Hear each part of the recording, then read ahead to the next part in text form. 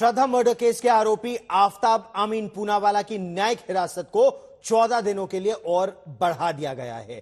आफताब का video conferencing के जरिए उसकी पेशी हुई। उस पेशी में अदालत ने श्रद्धा मर्डर केस के आरोपी को फिर से जेल की सलाखों के पीछे अगले 14 दिन के लिए भेजा।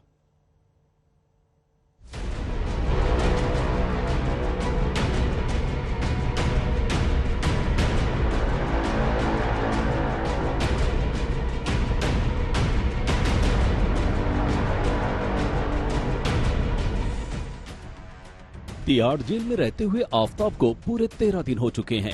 हालांकि उसे अदालत में पेशी के लिए जेल से बाहर आना था, मगर उसकी हिफाजत को देखते हुए तिहाड़ में वीडियो कॉन्फ्रेंसिंग के जरिए ही उसकी पेशी हो जाएगी। लिहाजा तिहाड़ से बाहर निकलकर खुली हवा में सांस लेने की आफताब की आस बेदम हो गई।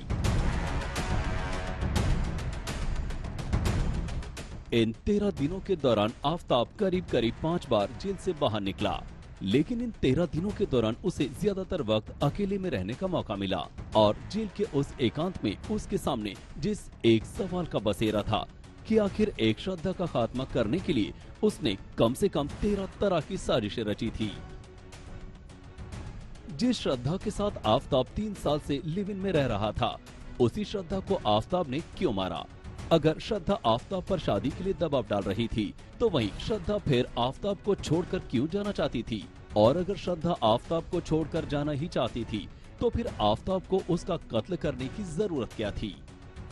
ऐसे उलझाऊ सवालों में बेशक आफताब का वक्त ना गुजरा हो, लेकिन उसके केस को करीब से तफ्तीश कर रहे पुलिस अफसरों के लिए ये सवाल जरूर अब भी किसी पहेली से कम नहीं है।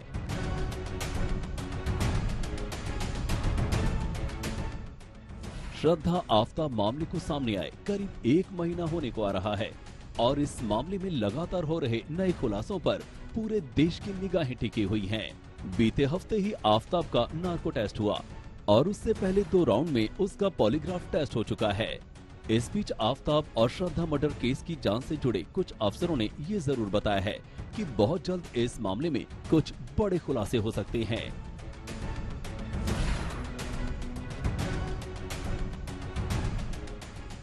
श्रद्धा मर्डर केस के आरोपी आफताब की वीडियो कॉन्फ्रेंसिंग के जरिए पेशी हुई। इस दौरान उसकी 14 दिनों की न्यायिक हिरासत और बढ़ा दी गई है।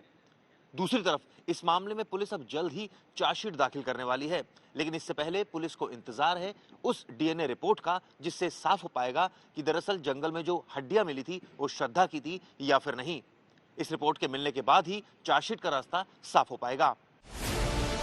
केस के जांचकर्ता के अनुसार श्रद्धा मर्डर केस में नया मोड़ आ सकता है। जांचकर्ता ने बताया कि आफताब काफी चालाक है, वो केस को लेकर आने वाले समय में नया खुलासा कर सकता है। लेकिन अगर गिना जाए तो श्रद्धा को मारने के लिए आफताब ने बेहिसाब साजिशें रची थी, जिनमें से कुछ के बारे में तो उसने पुलिस को पहले ही बता दिया। मगर जांचकर्ताओं की बातों पर यकीन किया जाए तो उसने अब भी कई ऐसे राज हैं जिनको अभी जुबान नहीं दी है।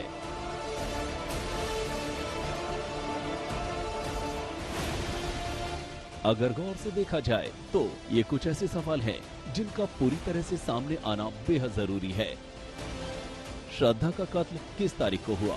श्रद्धा को क्यों मारा? श्रद्धा को कैसे मारा? लाश के टुकड़े कैसे किए? टुकड़े करने के लिए हथियार कहां से खरीदे? टुकड़ों को घर में कितना वक्त तक रखा? टुकड़ों को कैसे और कहां रखा? लाश के टुकड़ों को कहां ठिकाने लगाया? हथियार कहां फेंके? कत्ल के बाद 6 महीने तक क्या कुछ किया? अगर कत्ल गुस्से में और गलती से किया तो तभी पुलिस के सामने सरेंडर क्यों नहीं किया? क्योंकि अभी तक इसके बारे में सिर्फ वही बात सामने आई है जो कुछ आफताब ने पुलिस को बताया या अदालत में अपना मुंह खोला। कहा जा सकता है कि इन्हीं सवालों की तह में आफताब की साजिशों का पता छुपा है। अरविंद ओझा और हिमांशु मिश्रा के साथ चिराग गोठी, दिल्ली आज तक।